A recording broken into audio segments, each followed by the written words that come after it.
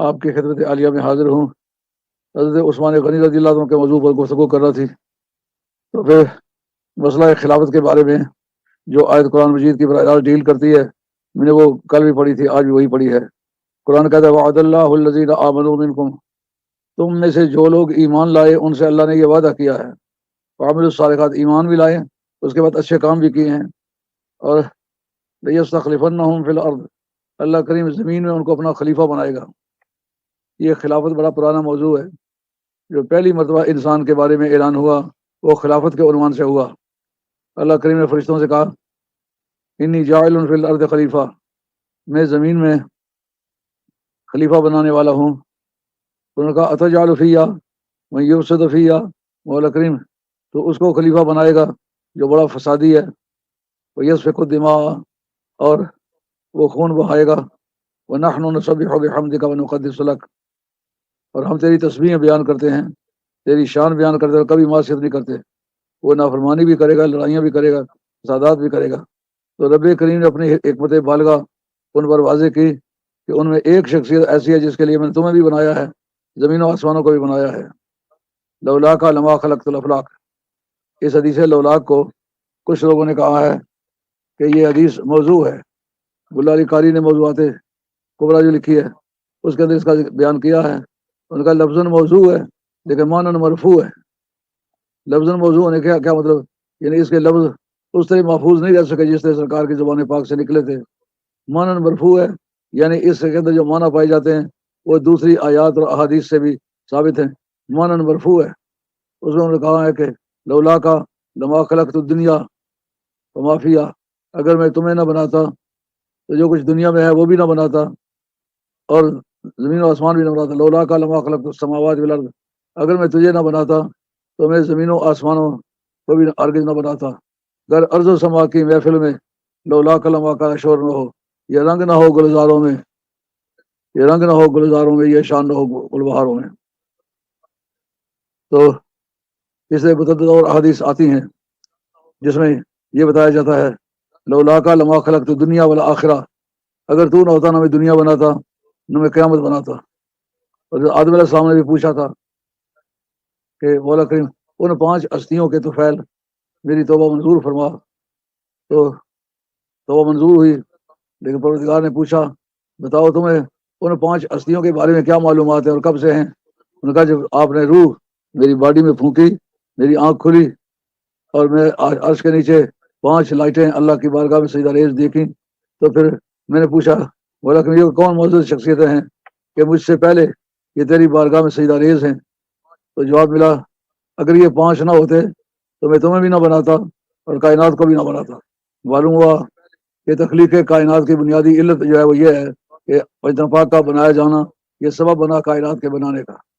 بہت سارے لوگ اس حدیث کو پڑھ کے ذکر کرتے ہیں، ترجمہ کرتے ہیں، مگر اصل مدعا کا اظہار نہیں کرتے۔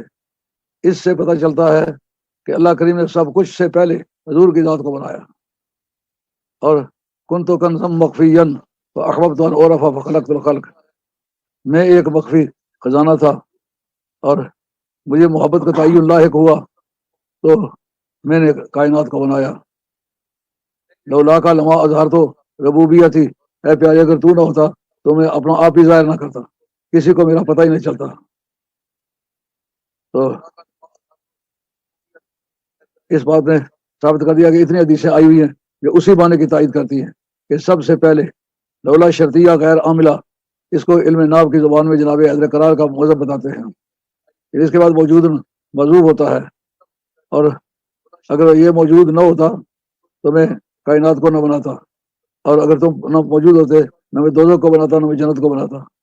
تو یہ شرط و جزا کی ترکیب ہے۔ تو ایک اصول ہے شرط ہمیشہ خارج میں مقدم ہوتی ہے، جزا مؤخر ہوتی ہے، یعنی سرکار دوارا میں صلی اللہ علیہ وسلم کے ساتھ تعلق پہلے تھا، اس کے بعد کائنات کو بنایا۔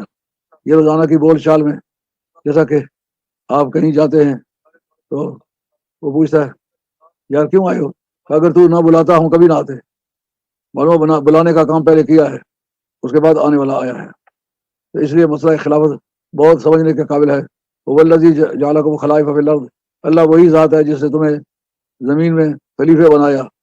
خلیفہ میں نے ایک لیکچر میں آپ کو بتلایا ہے کہ امام نشاپوری نے اپنی کتاب کے اندر اس کا ذکر کیا ہے کہ خلافت کی دو قسمیں، ایک خلافت تفویض، ایک خلافت تنفیذ۔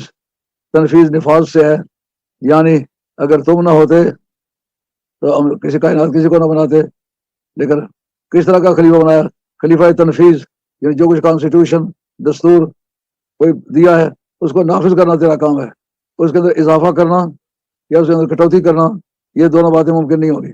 ایک ہوتا ہے خلافت تفویض، تفویض میں سپرد کرنا، یعنی یہ کانسٹیٹیوشن ہم تمہیں دے دیا ہے، اس کو چلاؤ اور اپنی مرضی کے مطابق تم اس کو منسوخ کرنا چاہو منسوخ کرو۔ یہی وجہ ہے کہ امام ابو حنیفہ رضی اللہ تعالیٰ کا مذہب ہے کہ حدیث کے ذریعے سے قرآن منسوخ ہو سکتا ہے، قرآن کے ذریعے سے حدیث منسوخ ہو سکتی ہے، کیونکہ دونوں کلام باری تعالیٰ مانے جاتے ہیں۔ ایک ڈائریکٹ سپیچ میں ہے اور ایک انڈائریکٹ سپیچ میں ہے، روایت لفظی اور روایت مانوی، دونوں روایتوں میں کلام پایا جاتا ہے ہر زبان میں۔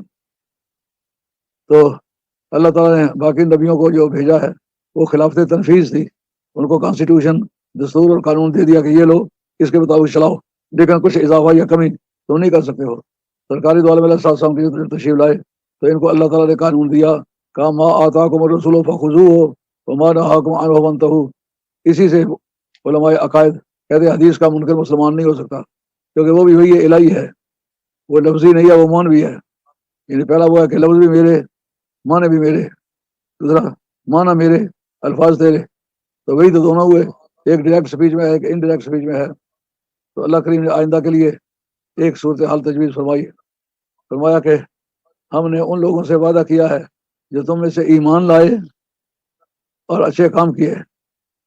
کیا وعدہ کیا ہے؟ کہ ان کو اللہ تعالیٰ زمین میں خلیفہ بنائے گا، یعنی وہ زمین میں اللہ تعالیٰ کے خلیفے ہوں گے۔ تو حضور کی خلافت اپنی شان کی ہے، اور حضور کے واسطے سے صحابہ کرام، خلفائے راشدین، اہل بیت اطہار، ائمہ آل بیت اور قیامت تک آنے والے ولی اور امام مہدی آخر الزمان جو سب ائمہ کے بعد آئیں گے، یہ سب جو ہے یہ اللہ تعالیٰ کے خلفاء ہیں۔ تو ان کے کرنے اور چھوڑنے کو اللہ تعالیٰ کی اطاعت سمجھنا چاہیے، کیونکہ سرکار نے علیکم بسنتی و سنت الخلفاء الراشدین المہدیین، یاد رکھو کہ تمہاری ڈیوٹی ہے تم میری سنت پر بھی عمل کرو اور میرے خلفاء کی جو عمل ہے سنت ہے اس پر بھی عمل کرو۔ لیکن یہ بات آپ نے یاد رکھنا ہے کہ ووٹ کے میدان میں ایک ووٹ ہی شمار ہوتا ہے، یعنی کسی خلیفے کو حق حاصل نہیں کہ وہ کہے کہ یہ میرا حکم جو ہے اس کی اجماعی حیثیت ہے۔ چاروں خلیفوں کا اتفاق کر جانا اسے اجماع امت منعقد نہیں ہوتا۔ جتنے بھی مجتہدین ہیں سارے کے سارے بول کے کہے ہاں ہم اس سے متفق ہیں تو پھر وہ اجماع بنتا ہے۔ کسی بھی خلیفے کا قول اجماعی نہیں کہلاتا، دو کا قول اجماعی نہیں کہلاتا، تین کا قول اجماعی نہیں کہلاتا، چار کا قول اجماعی نہیں کہلاتا۔ اور جتنے بھی مجتہدین ہیں مذہب معتبر اور مذہب مفتابع یہی مذہب ہے کہ اگر ایک بھی مجتہد نکل جائے انکار کر دے اجماع منعقد نہیں ہوگا۔ کتاب اللہ، سنت رسول اللہ، اجماع اور قیاس، یہ چار قسم کے دلائل ہیں، یہ چار قسم کی اتھارٹی ہے۔ کتاب اللہ بھی اٹل ہے، اس کو بھی کسی طرح چھوڑا نہیں جا سکتا، اور دوسرا سنت رسول اللہ، یہ سورس آف لا بھی اٹل ہے، اس سے بھی جو حدیث متواتر کی صورت ثابت ہو جائے اس کا انکار کفر ہوگا اور اس کے خلاف عمل بھی نہیں کر سکتا۔ اور تیسرا اجماع، اجماع اگر پورے شرائط کے ساتھ ہو وہ بھی دلیل قطعی ہے۔ شمس الائمہ سرخسی نے رحمۃ اللہ علیہ اپنے اصول فقہ کے اندر، اس کا نام ہے اصول سرخسی، جلد نمبر اول صفحہ 318، اس کے اندر بتایا کہ وہ اجماع قطعی ہے میرے نزدیک اس اجماع کا منکر کافر ہے کہ جس میں تمام آل مدینہ قانون دان سارے آل مدینہ طیبہ تھے، اور پھر جو آل بیت اطہار ہے وہ بھی شامل ہو، کسی کو بھی انکار نہ ہو، اس صورت میں وہ اجماع قطعی ہے، اس کا منکر کافر ہے۔ لیکن اگر ایسا ہو کہ کسی معاملے میں اجماع کی یہ صورت بن جائے، ایک طبقہ اپنے دلائل کی روشنی میں ایک رائے رکھے، دوسرا طبقہ صحابہ میں اپنے دلائل کی روشنی میں ایک اور رائے رکھے جو ایک دوسرے سے مختلف ہوں، تو پھر ہم انتظار کریں گے اگر ان کے درمیان کسی وقت ریکنسلیشن یعنی تطبیق ہو سکتی ہے، ان کی رائے کو ایک دوسرے کی آراء کے روشنی میں حل کیا جا سکے، ان میں اتحاد اتفاق قائم ہو سکے تو پھر وہ اجماع بن جائے گا۔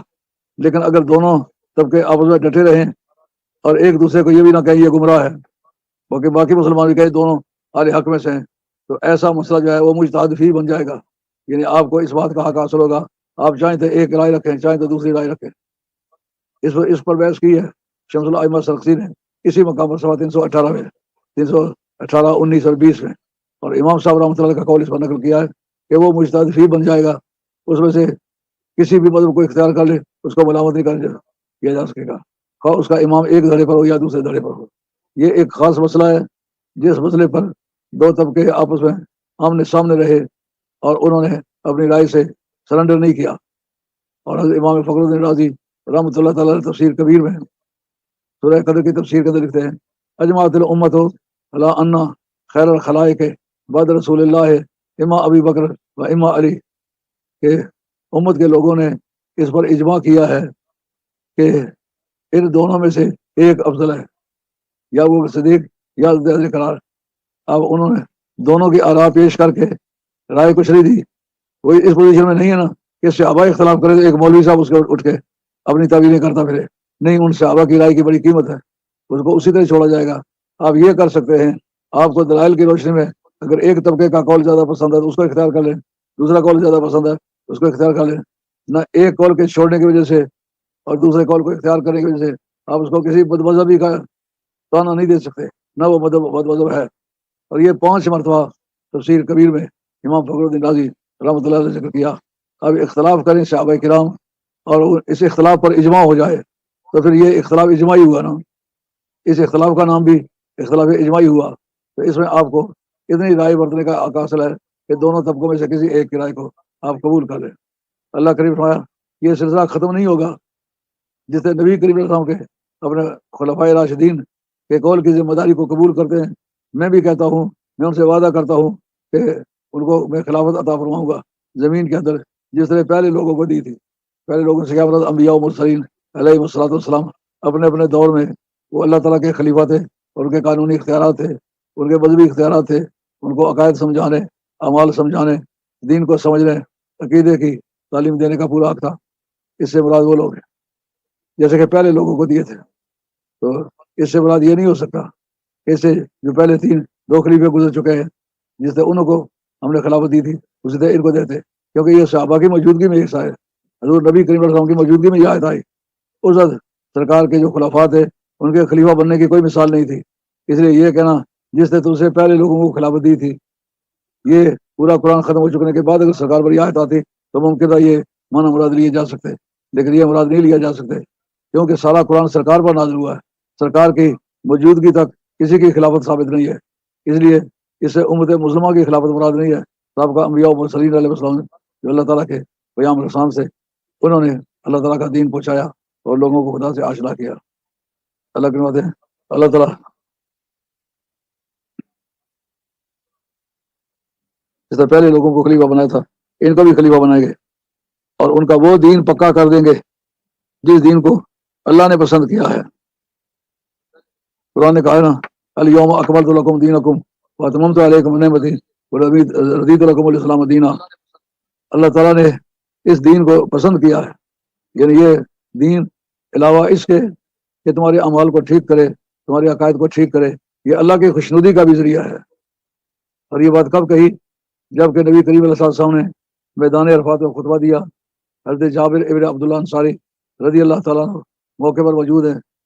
سرکار کا فرمانا تھا کہ میں ایک اللہ کا بندہ ہوں، ممکن ہے کسی وقت اللہ کا چٹھی رسان آ جائے اور مجھے دعوت دے دی جائے تو میں اللہ کا بندہ ہوں، مجھے لبیک کہنا پڑے، تو میرے بعد تمہیں اس بات کی ضرورت پڑے گی کہ کس طریقے سے تمہاری زندگی چلاؤ۔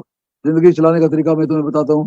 ایک تو انی تارک فیکم، میں تمہیں چھوڑ کے جا رہا ہوں ماں وہ چیز ان تمسکتم بہ لن تضلوا بعدی ابدا، کہ میرے بعد تم کبھی گمراہ نہیں ہوگے۔ جو یہ کہا تم نے وہ چیز چھوڑ کے جا رہا ہوں، ایک چیز کا نام لیا، بتاتے وقت کہا کتاب اللہ ہے و اطراتی آل بیتی، میں قرآن چھوڑ کے جا رہا ہوں اور میری آل بیت چھوڑ کے جا رہا ہوں۔ جس طرح قرآن انمٹ ہے، مٹنے والا نہیں ہے، اس لیے میری آل بیت بھی کتنا بھی جبر تشدد لوگوں نے کیا لیکن اس قوم کو مٹایا نہیں جا سکا۔ آج کسی ملک میں چلے جاؤ، یزید کے خاندان کا بندہ تلاش کرو، ایسا ممکن ہے نہ ملے، لیکن حسن حسین کی اولاد کا بندہ مانگو ہر ملک میں موجود ہے۔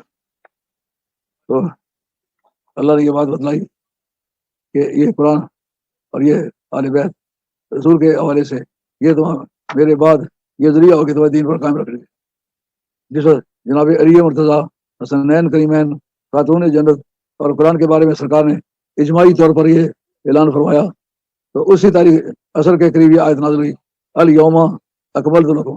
یہ بات آپ نے ہمیشہ یاد رکھنی ہے۔ اماد الدین ابن کثیر نے تفسیر ابن کثیر میں ذکر کیا اس بات کا کہ اسی تاریخ یہ آیت نازل ہوئی، الیوم اکملت لکم، آج تمہارے دین کو ہم نے مکمل کر دیا۔ یعنی دین اپنی مانوی حیثیت سے تو پہلے ہی مکمل تھا، لیکن میرے بیچ میں نکلنے کی صورت میں جب میں چلے جاؤں گا اس وقت جو خلا پیدا ہوگا اس کی تکمیل بتاتا ہوں کہ میری آل بیت اور میرا قرآن۔ اس جگہ قرآن نے کہہ دیا کہ آج دین مکمل ہوا ہے۔ آج اس سے اجماع امت کی دلیل بھی ٹھہرتی ہے کہ میرے بعد جیسے قرآن تمہاری رہنمائی کرے گا، اسے میری آل بیت کی رائے بھی تمہاری رہنمائی کرے گی۔ اور ختم نبوت پر بھی یہ دلیل بنتی ہے۔ کیا پہلے بھی نبیوں کے زمانے میں اجماع ہوتا تھا؟ ہرگز نہیں ہوتا۔ یہ تحقیق شدہ بات ہے۔ کسی نبی یا کسی رسول کے بعد اس کی امت کے لیے اجماع امت کو کنسیڈر کرنا یا اس کو قانون کا درجہ دینا یہ ان کو حق حاصل نہیں تھا۔ وجہ اس کی کیا تھی؟ وجہ اس کی یہ تھی، ہر نبی کے بعد ایک اور نبی نے آنا تھا۔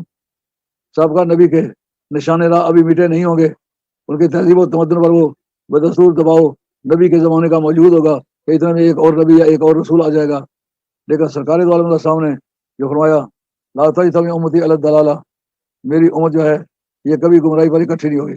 یعنی اکٹھ ہونا ایک چیز ہے، میری امت جب اکٹھی ہوگی تو اس کے تہ میں سچائی ہوگی، اکٹھ ان کا بے معنی نہیں ہوگا۔ اور مولوی صاحب حقانی نے تفسیر حقانی کے مصنف نے کہا ہے، کہتا ہے کہ جب سارے ہی کمزور، ہر بندے سے گناہ ہونا ممکن ہے، سارے ہی گنہگار ہوں گے، تو پھر سارے گنہگاروں کا اجتماع بھی تو گنہگاروں کا اجماع کرنا کا اتفاق کی قیمت دیکھو، ان میں سے ہر ایک آدمی کو الگ الگ رکھو، اس کی رائے ضنی ہے کہ اس کو اکٹھا کر دیا جائے تو وہ قطعی ہے۔ اس کا مطلب یہ امت محمدیہ کا اکٹھ اور اتفاق ایک ایسی چیز ہے جس نے قرآن کا حکم اٹھا ہے، اس لیے اس اجماع کا حکم اٹھا ہے۔ یہ دلیل ہے اس بات کی کہ پہلے نبیوں کے وقت کیوں اجماع نہیں ہوا، ان کے بعد نئی کتاب، نئی شریعت، نیا نبی، نیا رسول آنے کی پاسبلٹی تھی۔ تو اب وہ وقت آ گیا کہ جس وقت میں کوئی چیز اس طرح کی باقی نہیں ہوگی، اس پر عمل نہیں ہوگا، بلکہ عمل ہوگا تو کس پر ہوگا؟ کتاب اللہ پر ہوگا اور اجماع امت پر ہوگا۔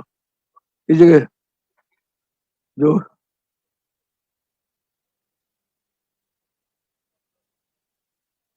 قرآن ہٹس دیے اس کے بعد اللہ تعالیٰ ان کے دین کو پکا کرے گا۔ اب دیکھ رہا ہے کہ نبی کریم صلی اللہ علیہ وسلم کے وصال کے بعد حضرت صدیق رضی اللہ خلیفہ بنے، اس زمانے میں قرآن کی حفاظت ہوئی کہ نہ ہوئی؟ حضرت عیسیٰ علیہ السلام اللہ کے پیغمبر ہیں، ان پر نازل ہونے والی کتاب انہوں نے اس کی بڑی حفاظت فرمائی، لیکن اس کے اندر ادلا بدلا لوگوں نے کیا کہ نہیں کیا؟ تورات موسیٰ علیہ السلام کی کتاب ہے، ان پر وہ کتاب نازل ہوئی اور لکھی ہوئی قرآن لکھا ہوا بھی نہیں آیا، سرکار نے بتایا تو انہوں نے لکھا ہے۔ اس کا مطلب یہ ہے کہ وہ کتابیں جو ہیں وہ میٹیریل پر لکھی ہوئی تھیں، تو جو مادے پر لکھی ہوئی کتابیں تھیں ان کو مٹایا جا سکا، ان کو بھی ادلا بدلا کیا جا سکا۔ قربان جائیں قرآن کے کہ لکھا ہوا بھی نہیں آیا، کسی اسٹاف پر، کسی میٹیریل پر لکھا ہوا نہیں تھا، بلکہ صرف سرکار کی زبان بول رہی ہے، سرکار کی زبان اس کو ڈفرینشیٹ کرتی ہے کہ یہ حدیث ہے اور یہ قرآن ہے۔ تو پھر جن ہاتھوں نے ان قرآن کو بچایا ان کی سچائی بھی تسلیم کرنی پڑے گی نا۔ دنیا کے کفار نے بھی یہ بات مانی ہے۔ برٹن، مسٹر برٹن جو ہے نا، یہ اوریٹیلسٹ ہے، جس کے نام کا وہ شاعر ہے نا، برٹن ٹینٹ، جس کی شہرت کی وجہ بروئری، شراب سازی، اس نے بھی قرآن پر کتاب لکھی ہے۔ وہ کہتا ہے مجھے بڑی حیرت ہے کہ جو کتابیں لکھی ہوئی آئی ہیں وہ تو مٹا دی گئی ہیں، ان کو تو تبدیل کیا جا سکا ہے، جو لکھی ہوئی بھی نہیں آئی، اورل سویلائزیشن زبانی نظام کے مطابق آئی ہے، زبانی چلتی رہی ہے، اس آواز کو پھر تعبیر کرنے کے اصول استعمال کر کے لوگوں نے لکھی ہے۔ تو جو بن لکھے آئی ہے وہ سلامت ہے، جو لکھی ہوئی آئی ہے وہ سلامت نہیں رہ سکی۔ اس کا مطلب یہ معجزہ در معجزہ ہے، معجزہ در معجزہ ہے۔ اور پھر مسٹر الفریڈ نے یہ بات کہی تھی کہ سرکاری دوالوں پر جب وہی آتی تھی تو آپ گہرے گہرے سانس لینے لگتے تھے۔ تو اس کو اس نے کہا وہ مرگی کے مریض تھے۔ یہ برٹن نے بھی کہا کتنا بیوقوف آدمی ہے کہ یار جو آدمی کو مرگی پڑتی ہے نہ روٹی مانگ سکتا ہے نہ پانی مانگ سکتا ہے، نہ اپنا نام بتا سکتا ہے، نہ کسی سے بات کر سکتا ہے، تو اس کی عقل مختل ہو جاتی ہے۔ ایسے ہی مرغی جو دونوں جہان کے علوم کو سمو کے رکھ دے، ظاہری اور باطنی حقائق کو کھول کے رکھ دے، وہ سول لا بھی دے، کرمنل لا بھی دے، پیٹریمونیل لا بھی دے، لا آف انہیریٹنس بھی دے، اور انٹرنیشنل لا بھی دے، ایسے ہی مرغی دنیا میں بھائی جا سکتی ہے کہیں کہ جو تم کہتے ہو مرغی پڑی ہوئی ہے؟ ہم نے دیکھو اس حالت میں جو اس نے کلمات بتائے ہیں، پوری دنیا کی سب سچائیوں سے بڑھ کر وہ سچائی ہے۔ تو مرغی کی حالت میں اتنی بڑی سچائی کسی سے ظہور پذیر نہیں ہو سکتی، تم پاگل ہو کہیں کے۔ اس لیے کہ اس کی زیریں، زبریں، پیشیں، نقطے تمام اسی طرح سلامت ہیں۔ آج تک کسی کافر نے یہ دعویٰ نہیں کیا کہ قرآن کی فلانی آیت جو تھی وہ اس طرح تھی، بعد میں انہوں نے اس طرح کر لی۔ نہ قرآن کی آیت کے کلمات بدلے جا سکے، نہ ان کے اعراب بدلے جا سکے۔ یہ انفلیکشنل لینگویج ہے۔ انفلیکشنل لینگویج اسے کہتے ہیں جس کے آخر میں اعراب پڑھا جائے۔ الحمدے نہیں پڑھتے، الحمدہ نہیں پڑھتے، جس کے آخر میں اعراب پابندی سے پڑھ جائے وہ انفلیکشن لینگویج کہلاتی ہے۔ یہ انفلیکشن لینگویج ہے۔ اس کے اور کچھ نہیں، تو زیریں زبریں بدلے تو گڑبڑ ہو سکتی تھی، لیکن کوئی زیر کوئی زبر، ان کو ڈائیکریٹیکل سائن کہتے ہیں انگریزی میں۔ ایسی کتاب کہ جو انفلیکشن لینگویج میں آئی ہے، اس کی نہ زیر بدلی جا سکی نہ زبر بدلی جا سکی۔ اتنی بڑی حفاظت کا انتظام کس نے کیا ہے؟ وہ کہتا ہے کہ نحن نزلنا الذکر وإنا لہ لحافظون۔ جس نے قرآن نازل کیا اس نے کہا ہم اس کی حفاظت کریں گے۔ اگر کوئی 4 10 20 آدمی مختلف جگہوں میں بیٹھ کے اس کو بگاڑتے، زیریں زبریں بدلتے، ایسا ممکن تو تھا کہ وہ اپنی بے ایمانی کا اظہار کر سکے، مگر یہ بات چل نہ سکی، یہ بات پھب نہ سکی، بلکہ ہر ایک کو ماننا پڑا کہ یہ کتاب ایسی کتاب ہے کہ جس کو بدلا نہیں جا سکتا، جس کے اندر کوئی اضافہ نہیں کیا جا سکتا، جس میں کوئی کمی نہیں کی جا سکتی۔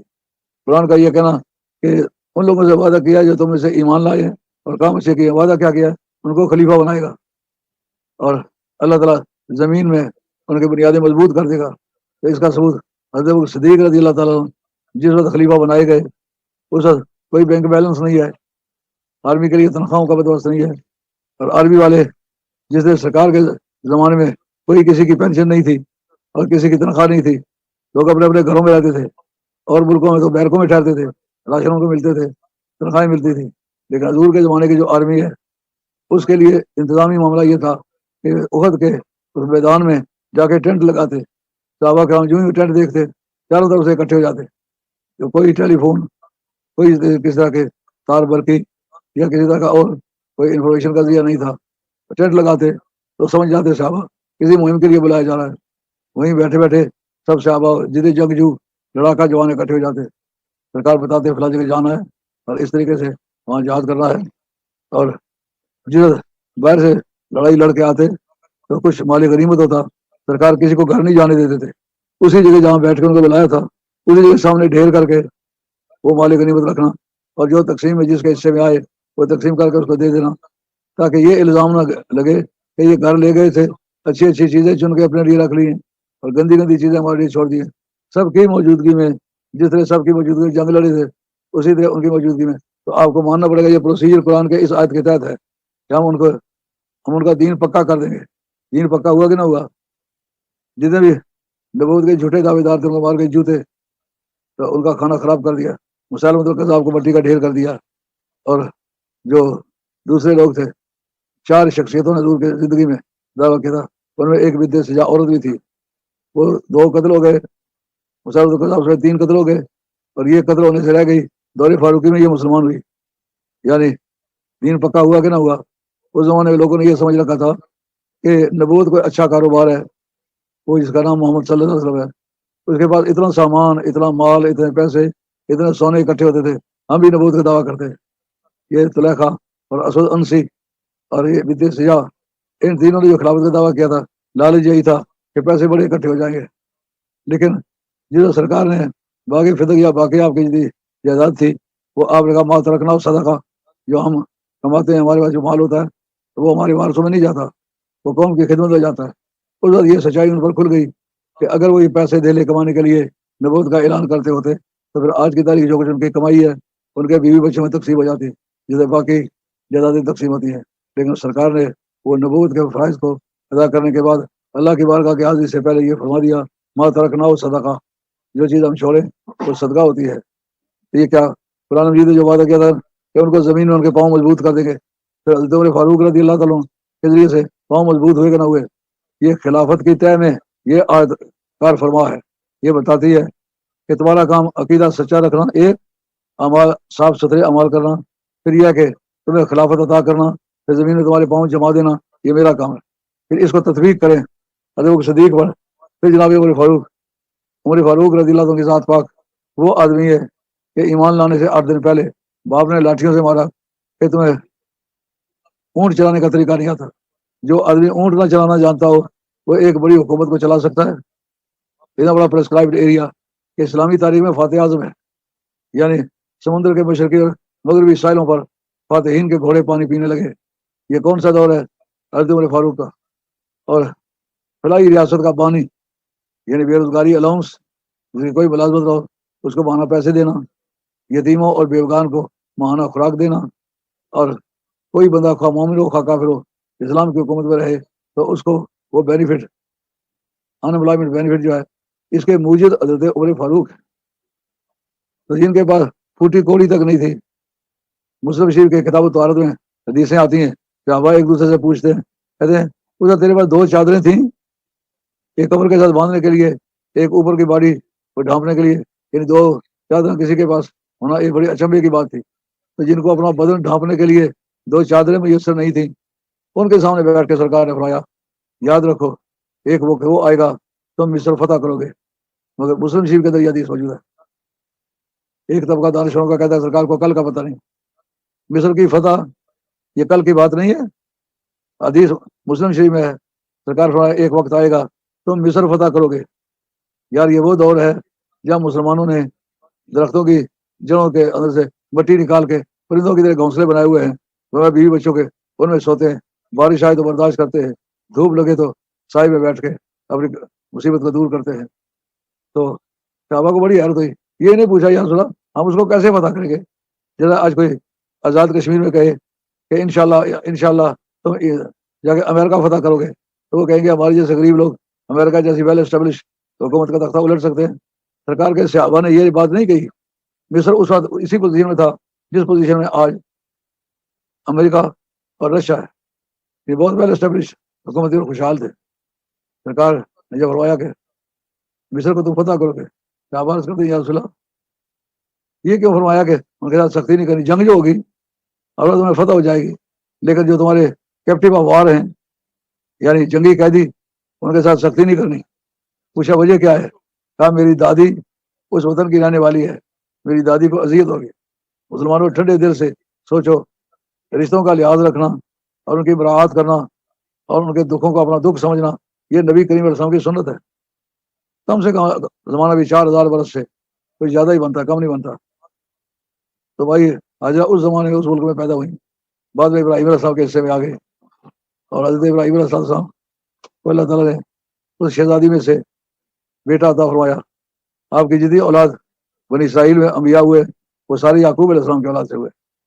ان میں حضرت اسماعیل علیہ السلام کی اولاد میں کوئی دوسرا نبی نہیں ہوا، ایک ہی اللہ نے دیا ہے، لیکن وہ سب سے افضل اللہ تعالیٰ نے دیا ہے. تو نبی کریم رؤوف الرحیم صلی اللہ تعالیٰ علیہ وسلم نے یہ جو بات کہی تھی جب پوری ہوئی، وہ دور کون سا ہے؟ وہ دور عمر فاروق کا ہے. حقائق کو کس طرح کوئی چھپائے گا؟ حضرت عمر فاروق کا کوئی انکار کرے گا؟ کس طرح کرے گا؟ ایران کے فتوحات کا رشتہ کس سے جوڑے گا؟ وہ رشتہ جوڑے گا تو حضرت عمر فاروق کی آرمی سے جڑے گا. جس وقت اس ملک کو فتح کیا تھا اس وقت انہوں نے آپ سے سوال کیا کہ اس ملک کے رہنے والے ہر سال ایک خوبصورت نوجوان لڑکی کو اچھا زیور پہنا کے دلہن بنا کے دریا کے خونی موجوں کے سپرد کرتے تھے تو پانی کا لیول مینٹین رہتا تھا. اگر ایسا نہ کرے دریا خشک ہو جاتا تھا. تو چونکہ ایجپٹ جو ہے ایگریکلچرل کنٹری ہے، زرعی ملک ہے، زمین کی پیداوار پر ان کا گزارا ہوتا ہے. زیادہ تر روئی بنولا کاشت کیا جاتا ہے، باقی چیزیں بھی سبزیاں بھی کاشت کی جاتی ہے. بنی اسرائیل کے دور غلامی میں ان کا سب سے جو بڑا کام لیا جاتا تھا وہ کھیتوں پر کام کرا دیتے تھے. اور جو انہوں نے صحرائے سینا میں آ کے کہا ہمیں پیاز چاہیے، دھنیا چاہیے، مسور کی دال چاہیے، روزانہ گوشت کھانا ان کو معاف نہ آیا. اور گوشت بٹیر کا گوشت اور حلوہ پکایا. وہ چونکہ عادی تھے کئی صدیوں سے لگاتار وہ سبزیاں کھاتے چلے آ رہے تھے تو اس طرح کے چٹپٹے وہ کھانا چاہتے تھے. تو اس وقت آ کے ہم یہ آیت کس پر چسپاں کریں گے؟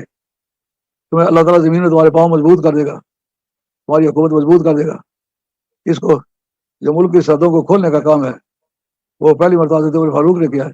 رومن امپائر کا تختہ عمر فاروق نے الٹا ہے اور پرشین امپائر کا تختہ عمر فاروق نے پلٹا ہے. تو دنیا کے سب سے بڑی طاقتیں دو تھی جو آپس میں متحارب تھی، القتلۃ الشرقیہ اور قتلۃ الغربیہ. یہ تاریخ کا بڑا مشہور سبجیکٹ ہے کہ شرقی بلاک اور غربی بلاک یہ دونوں آپس میں لڑتے رہتے تھے. تو ایسے موقع پر جس نے اکڑ کے تختہ الٹا، یہ آیت اپنا ثبوت پیش کر رہی ہے کہ نہیں کر رہی؟ وہ کن کو وعدہ کیا تھا؟ جو سچے مومن ہیں. معلوم ہے جن سے یہ کام رب نے لیا ہے وہ سچے مومن تھے. ان کا کردار بتاتا ہے کہ جو آیت کا مضمون ہے وہ ان پر صادق آتا ہے. انہوں نے ایسا کیا. پھر حضرت عثمان غنی رضی اللہ عنہ کے زمانے میں، جن کا آج دن منا رہے ہیں، یہ افریقہ کا جو اکثر و بیشتر علاقہ انہوں نے فتح کیا. اسپین بھی ابتدائی طور پر انہوں نے فتح کیا ہے. جب پوری دنیا میں اتنا بڑا استعمار، اتنی بڑی کالونی، اتنا بڑا امپیریلزم کہیں نہیں بن سکا. اگر وہ بنا ہے تو کس زمانے میں؟ صحابہ کے زمانے میں، خلفائے راشدین کے زمانے میں. آج نے جو ترتیب دی ہے کہ ہم ان کو زمین میں خلیفہ بنائیں گے اور زمین میں ان کے پاؤں کو مضبوط کر دیں گے اور ان کے دین کو مکمل کر دیں گے. جس دین کا نام نہیں سننا چاہتے تھے وہ دین جناب مصریوں کی زبان عربی نہیں تھی، عربی انہوں نے سیکھی ہے. حضرت عمر فاروق رضی اللہ عنہ نے اس ملک میں عربی زبان کو رائج کیا ہے. آج بہترین سورس آف لینگویج مصر سمجھا جاتا ہے. مصریوں کی زبان بڑی صاف ستھری مانی جاتی ہے.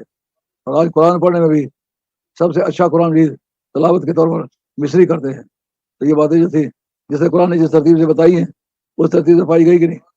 اور جناب عثمان غنی رضی اللہ تعالیٰ انہوں نے اپنے وقت بڑا کام کیا. حضرت صدیق رضی اللہ تعالیٰ نے اپنے زمانے میں باقاعدہ تنخواہ لی ہے. عمر فاروق رضی اللہ تعالیٰ نے اپنے زمانے میں تنخواہ لی ہے. حضرت عثمان غنی رضی اللہ تعالیٰ کا میں تنخواہ نہیں لیتا اور ساری زندگی سرکاری سہولتیں نہیں استعمال کی. خدا تعالیٰ نے خود ان کے حالات ایسے اچھے بنائے ہوئے تھے کہ یہ خود اسلام کے راستے میں خرچ بھی کرتے تھے، خود کھاتے پیتے بھی تھے، مگر ان کا معاملہ ہمیشہ چلتا رہا. انہوں نے تنخواہ نہیں لی. حیدر کرار نے بھی تنخواہ لی کیونکہ سارے تنخواہ کے عاجز مند تھے، اس لیے ان کو تنخواہیں دی گئی. لیکن جناب عثمان غنی رضی اللہ تعالیٰ نے تنخواہ نہیں لی. مگر آپ جتنے اسلام کے بارے میں مخلص تھے اس سے کہیں زیادہ سخت قسم کی مشقتیں بھی آپ پر آئی ہیں. بلا بزرگ وقت جو بلا بزرگ وقت نشان در خریشانہ سجا در خریبار. یہ ادیب پشاوری کہتا ہے کہ درجہ اسد بلند ہوتا ہے یا مصیبتیں بلند ہو. کس نبی کی کیا شان ہے؟ جس نبی نے جتنی زیادہ تکلیف اٹھائی ہے اس کا اتنی شان ہے. افضل العبادات اعمدھا، سرکار کا فرمان ہے کہ سب سے افضل عبادت وہ ہوتی ہے جو سب سے زیادہ مشکل ہو. تو مشکلات سے بھی اس طرح گزرے. آپ کا دور ہے، آپ نے اپنی برادری کے لوگوں کو اچھی طرح نوازا، لیکن یہ آپ کی طبیعت بڑی ملیم تھی تو آپ نے ان کے ساتھ جو مربت کی اس کی وجہ سے آپ کی عداوت بڑھ گئی. اور اس زمانے میں چپڑاسیوں سے لے کر کے سربراہی مملکت تک تمام جناب بنو امیہ ہی. حضرت بنو امیہ کے ایک ممبر تھے تو وہ جتنے ناکارہ قسم کے لوگ تھے وہ ان سے چمٹ گئے اور وہ کام جو وہ نہیں کرنا چاہتے تھے برادری ویٹ بنا کے ان سے وہ کام کروا لیتے تھے. اس لیے اسلام کی دنیا میں کافی سارے لوگوں کو ان سے بدگمان کیا. خاص طور پر مصر اس بارے میں پیشہ پیش نکلا. جب ایک گورنر کو وہاں چھوڑتے تو وہ جا کے مصریوں کی لوٹ کی سوٹ کرتا. وہ زمیندار تھے، گلے ان سے اٹھا لیتا باقی سامان تجارت، کیونکہ وہ سنگم تھا افریقہ اور ایشیا کا. یہ جو ممالک ہے نا افروشین لینگویج جن کو کہتے ہیں، افرو ایشین، یہ جن میں جارڈن وغیرہ ہے، سرائے سینا ہے، مدین ہے یا باقی ممالک ہے، وہ دبا کر ایکسپلائٹ کرتا، استحصال کرتا. تو پھر کسی لوگ شور بچاتے، اس کی جگہ دوسرا بندہ بھیجتے، دوسرا وہ بھی بنو امیہ میں سے ہوتا، کیونکہ بنو امیہ کو چھوڑ کے بنو ہاشم میں سے تو کوئی بندہ ملازم ہی نہیں تھا. وہ اس سے بھی زیادہ سختی کرتا. کرتے کرتے بار بار وہاں کے گورنر بدلے، مگر بدلے کس سے؟ ایک بنو امیہ کا ظالم اٹھایا تو دوسرا بیٹھ گیا. حضرت عثمان غنی رضی اللہ عنہ کی ذات پاک ان تمام خرابیوں سے مکمل پاک، آپ کا اس میں کوئی حصہ نہیں تھا. آپ جب تنخواہ تک نہیں لیتے تھے تو باقی سرکاری مراعات بھی نہیں استعمال کرتے تھے. ان کو ان چیزوں میں کیسے ملوث کیا جا سکتا ہے؟ حضور فرمان جاہدہ جیش الاسرۃ فلاح الجنہ مادر عثمان ماں بلا بازی ہو. سرکار کو اختیار ہے کسی جنتی کو جنت نہ جانے دیں، کسی دوسری کو جنت میں بھیج دیں۔ آج کے بعد یہ بات لکھ لو کہ کوئی بھی بات کرے عثمان کا کوئی کچھ نہیں بگاڑ سکتا۔ تو سرکار نے لائبلٹی آف لا سے انہیں ایکسیپٹ کر دیا، اس لیے ان باتوں کی بنیاد پر ان کو برا نہیں کہا جا سکتا۔ اللہ میرا اور آپ کا خاتمہ سچے دین پر کرے۔